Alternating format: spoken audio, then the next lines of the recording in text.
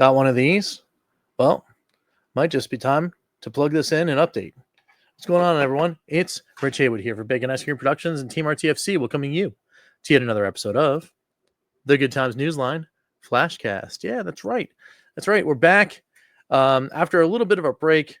That cold really whipped me, and then work-life balance just ate me alive. But here we are. And I was actually sitting down to record a completely different video, and then all of a sudden this thing dropped on the X's. The Atari Scene News account at PhilSan69 on the old X's came up with something that says new firmware version 2.0.1.3 for 2600 console with new simplified update tool is available on forums.atariage.com. And the post looks a little something like this. It actually has pictures of the update tool.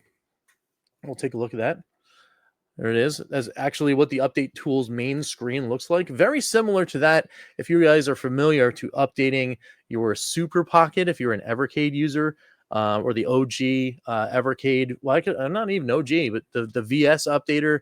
Well, actually, yeah, I guess the OG VS updater, because now they do it via Wi-Fi. But very similar to the way that those like screens and GUIs look. So you hit the start button, and then you're brought to a screen that very simply tells you to connect the USB cable from the Atari 2600 to your PC. So the same cable used to power the device, I guess you could just take it right out of the block, out of the power block, and just plug that bad boy right into your PC. So that's kind of cool. And then you set the TV type to black and white while holding down the select lever. So you set the TV type to black and white first, right? So you click it down, boom, like that. All right. Then while holding down the select game select lever, then you flick this bad boy on, right? And then I guess it's going to automatically sense that it's connected and it's going to start to update. And then, what's step 4? Oh, I guess step 3 is it's going to do the updating.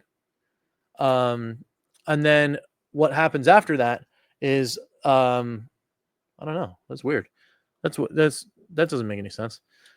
Set to black and white, select lever, turn it on. Oh, I guess it does the updating, and then you have to do one more step to complete the update. So then you switch it back to color, right? And then while holding down the reset, so go to the reset thing, and then you turn it back on. So you flip it back up after it's done doing step 3. So I don't know why there was not a picture of step 3, but step 3 is in there. So anyway, those are the images that were shared via the X account. Like I said, Atari Scene News. Go ahead and give them a follow on X, because that's kind of cool. It's really, really cool news there for Atari 2600 and 7800 plus owners. They're basically the same thing, just in a different shell. So the update will work on both. But that's not all. The next thing is, if you go to the page, I'll put a link below in the description on Atari Age. You can go ahead and get the actual update yourself. So that's kind of cool. Let me go over here and share the screen on this thing here. A post from Razor Red on Atari Age shows the beta 2600 firmware and dumper builds. It says the purpose of the thread is to track the progress of the beta 2600 plus firmware and dumper build releases. There are 2 versions of beta firmware available, standard version and debug version, reporting issues, blah, blah, blah. Beta firmware is a result of a tremendous amount of work performed by Atari and RevEng. The changes are made to the firmware can be quite extensive, so there may be regressions at times. Please report any regressions issues recorded in the thread. So that was back when this started in February of 2024, so that's over a year ago. But they've been doing pretty good work in the thread so far. But now you've got the consolidated updater, which is the new thing there. But if you've updated once already, you got to make sure that if you still have the same computer, you uninstall the Rock chip driver. Now that actually will affect Evercade owners. If you own an Evercade or Super Pocket device, that same Rock chip driver, I think, may in fact be a little bit of a hitching point. So you might have to uninstall that real quick, run this updater, and then go back and then run the consolidated updater for the Evercade products to put that driver back, whichever one you utilize or update more often. Because it's been like almost a year for the Atari 2600 Plus stuff to come out, as far as updating goes, I would say do this and then go back to the other one, because the Evercade folks seem to update their products way more often. But that's just based on the fact that the platform is huge and it's got so many games and all that kind of stuff. So keep that in mind. You have to take the Rock Trip driver off in order to use this new consolidated update with that looks like the pictures that we just said and the thumbnail. All right. So what's in the firmware? Fix for video pinball. The flippers were not working correctly, apparently, in the old firmware. Demon Attack on the PAL variant will force PAL mode, so I guess that works for that. Bentley Barrows Crystal Quest single button controller support is added on the 7800, which is kind of cool. But Bounty Bob Strikes Back. Apparently, there was a problem in level 12 that was fixed.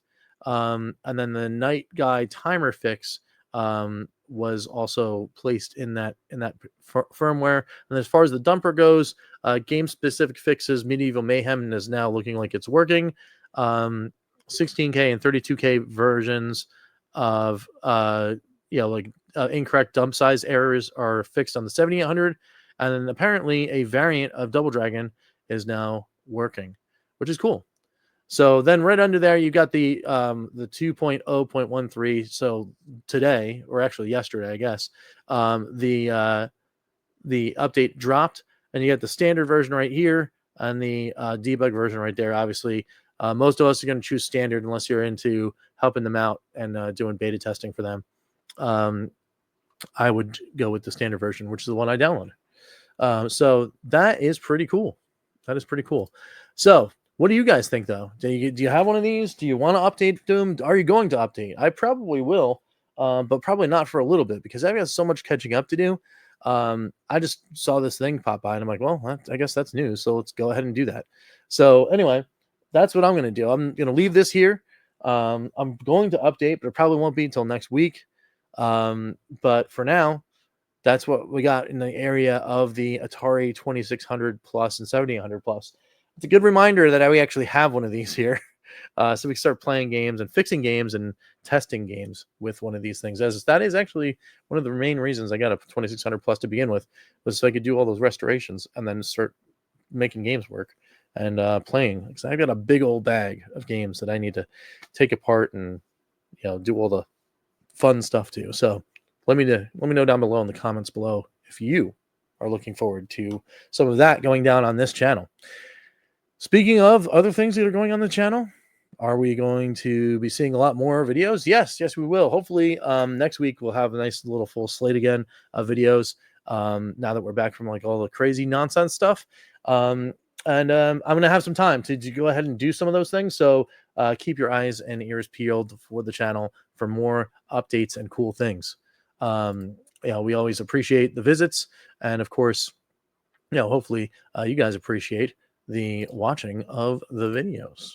So with all that being said, it is time to end yet another video here on Bacon Ice Cream Productions. We got to do one thing and one thing only, and that is thank every single member of the Good Times Club. So let's do that right now. Let's thank the EverCanadian, Crimson Cross, Courage Games, Chris Westerman, Phantom Fiction, Loader Jam, Papa Pete, the Intellivision Gamer, Ken LaCure, Mr. Shua, John Willig, Gunsy20, Herb Wars, DF, Joe Whitlash, David Valdez, Immortal Sojourn, and Dan Nastic. Thank you guys all so much for your support. Without it, we couldn't do 1080p StreamYard. So we thank you so much for that support. We also thank you for not only supporting this channel, but the Evercade Effect and the Evercast and Calling All Retro Gamers. Yes, all of those channels and shows and more get supported from the GTC because they're so awesome. And we thank you so much for your support again. So, with all that being said, we gotta get out of here, guys, because I gotta go do some stuff. So, we'll catch you next time for some good times. I'm Rich, and we will see you later. Take it easy, guys, and good luck on the Atari 2600 Plus. See ya.